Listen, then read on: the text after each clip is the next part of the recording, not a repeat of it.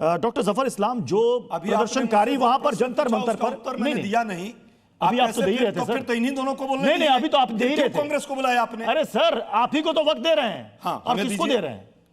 मैं उनसे एक सवाल करूं छोटा सा। फिर उनसे सवाल करेंगे तो मेरा सवाल चलिए आप अपना सवाल, कांग्रेस को प्रश्न भी लगा दिया। आप उत्तर भी दे दीजिए, सवाल भी कर लीजिए। बोलिए अपनी जिसकी है। पहला सवाल मैंने आप ही से लिया अजय जी, आप पहला सवाल आप ही से लिया। चलिए ठीक है।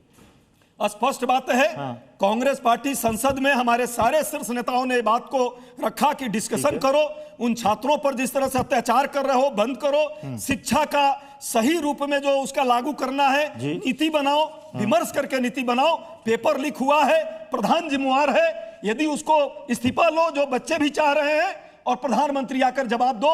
चुप्पी तोड़ो, मौन व्रत मत रखो। देश की समस्या जब भी आती है तुम चुप रहते हो।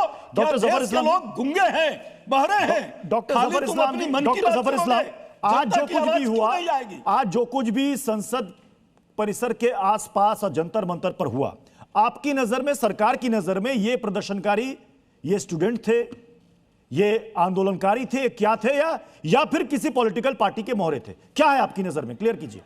देखिए, मैं बीच में किसी का नहीं बोलता। मैं उम्मीद करता हूं कि मेरे बीच में भी कोई नहीं मिलेगा। मैं शांति से सुनकर अब जवाब देना चाहता हूं।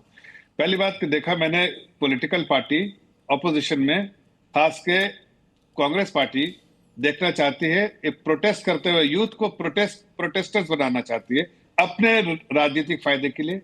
वही आदरणीय प्रधानमंत्री जी ने बराबर उनके प्रोग्रेस के लिए बात किया। एक फर्क है, ये सोच का फर्क है। देश के दो पॉलिटिकल पार्टी, दो अलग अलग ऑपोजिशन और जो सत्ता पक्ष है, दोनों का सोच में फर्क है। हम चाहते हैं कि प्रोग्रेस हो। अब स्काई रूट देखिए, उसमें क्या एवरेज एज कितना थी? 28 साल। और यहाँ पर 56 साल के युवा जो है वो प्रोटेस्ट ही कराना चाहते हैं। और दूसरी बात, हकीकत तो यह है कि आज देश जिस तरह से यूथ हमारे साथ जुड़ा हुआ है, उनको ये कहीं ना कहीं इनको अटकते हैं, आंखों में बात अटकती है, और इसलिए बार बार उसको उसकाने का काम करते हैं। ये भी एक तरह से पॉलिटिकल फायदे के लिए, इसलिए कि इररिलेवेंट हो चुके हैं जनता की नजरों में, वोटर्स की नजरों में इररिलेवेंट होते जा रहे हैं, इसलिए इस तरह के मुद्दे उठाते हैं ताकि कहीं ना कहीं युवा पीढ़ी को कहीं ना कहीं गुमराह करने का काम करे। और साथ में पीछे से ये स्ट्रेटेजिकली हर तरह का सपोर्ट देते हैं, लॉजिस्टिकल सपोर्ट देते हैं। आपने भी देखा है, कई और चैनलों ने देखा है किस तरह से कांग्रेस पार्टी। क्या डॉक्टर जफर इस्लाम जी, इनको प्रोटेस्ट नहीं करना चाहिए था?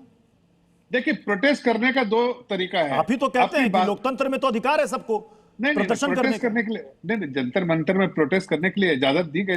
प्रोटेस्ट में कितने साल थे, कितने दिन थे, सरकार ने, लेकिन नहीं मैं कह रहे तो हमने तो रोका नहीं, लेकिन उसका आधार ये नहीं होना चाहिए कि आप जिस तरह से सड़कों पर उतर के आप संसद भवन में घुस रहे हैं, कोशिश कर रहे हैं, या फिर पुलिस के साथ हाथापाई कर रहे हैं। ये तो नहीं होना चाहिए। इसके पीछे वही हो सकता है जब कोई पॉलिटिकल पार्टी का सपोर्ट हो या उसकी सोच उसके साथ जुड़ी हो। तो कहीं ना कहीं ये पॉलिटिकल पार्टी उसको गुमराह करने की कोशिश कर रही है। कांग्रेस पार्टी को इसलिए मैंने सवाल किया था कि राहुल गांधी को कटघरे क्या पॉलिटिकल पार्टी के मोहरे हैं? ये तो स्पष्ट हो गया। ये राहुल गांधी जी इन लोगों को गुमराह कर रहे हैं। खड़गे जी का बयान देखिए, चुप हो जाइए। यही बयान के कैसे किस तरह से युवा पीढ़ी को उलझाने का काम करे। अरे भाई, ये प्रोग्रेस चाहते हैं, हम प्रोग्रेस दे रहे हैं। हम उनके साथ तकलीफ पॉलिटिकल पार्टी के मोहरे तो जरा नहीं, इनकी भी रिप्रेजेंटेटिव है। अच्छे स्वार्थवाद में बात हुई, आदरणीय नड्डा जी इनका पॉइंट भी सुन लेते हैं। डॉक्टर जफर इस्लाम जी,